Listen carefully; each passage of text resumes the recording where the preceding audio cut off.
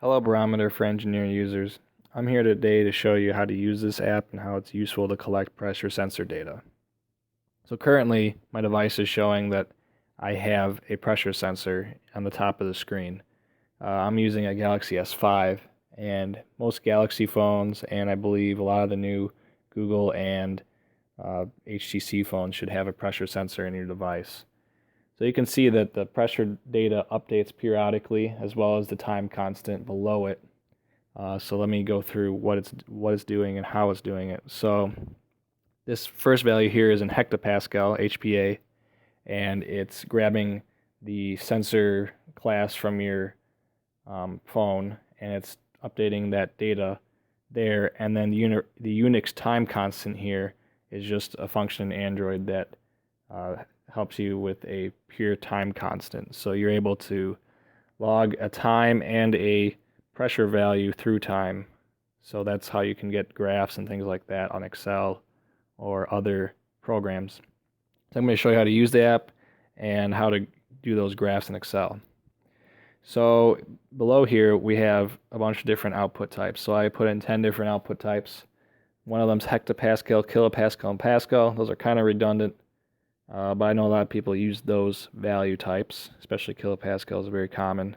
So if I switch to one like kilopascal here, you can see it changed from 981 to 98.1. And I can change to bar, torr, standard and technical atmosphere, pounds per square inch, millimeters of mercury, and inch of mercury.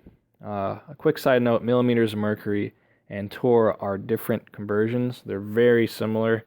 So it's very difficult to tell that I'm actually switching between them here, but there's a slight difference in the value conversion. And if you look online, you'll see that the conversion value is very small and minute, so it's hard to tell here.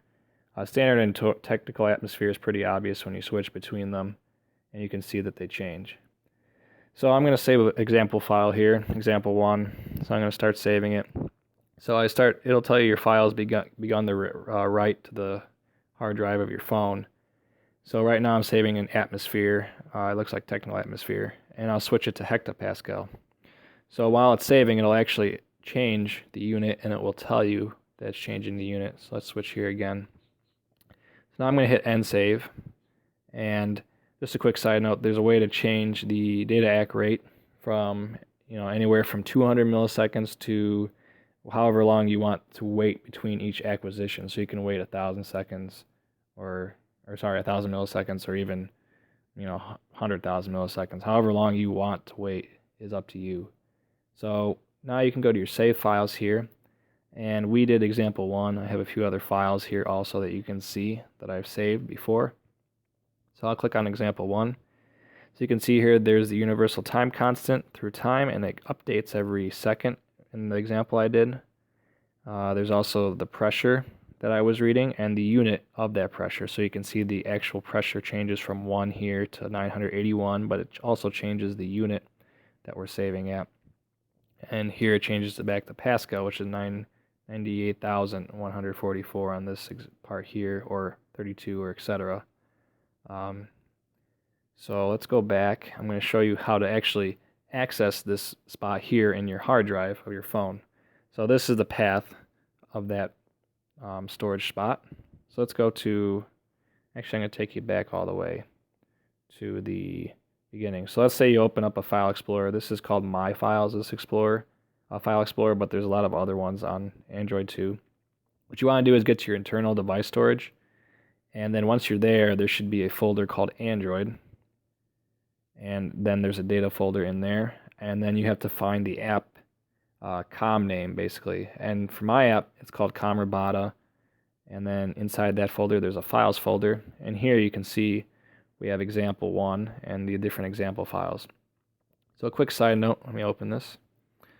When I go to my app, and if I go to this file, and if I delete this, and if I go back to here, you can see that it didn't update that deletion.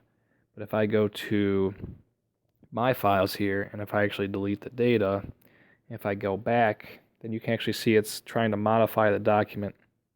So I don't want to do that. So I'm going to hit discard here.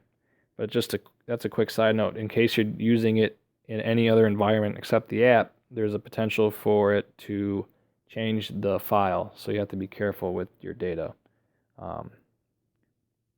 And last but not least, of course, the most important part is to actually be able to graph it and use the data for something. So as you can see here, I've taken data from this file and I put it into Excel. So what you can do is you can select all the data in your text file and then paste it into Excel, and it should automatically format this way. If you have problems with that, it might be your data, your text to columns format is different than what I have here. But if you do need help, you can always contact me about that. So what's going on here is you can clearly see the formula I'm using in D2 and how I'm converting between each time value into the column D. And you can see here that this data was taken in every 200 milliseconds, which is the fastest that this app currently does. So it's taking data points every 200 milliseconds and it's updating the data based on that. So you can make a line graph in Excel and you can see how easy it is to graph the values through time. If you have any questions about the app, please let me know. You can email me at zrobata@gmail.com, or you can leave a comment on the Play Store. I hope you guys like the app, and check out my other stuff on the Play Store too. Thanks.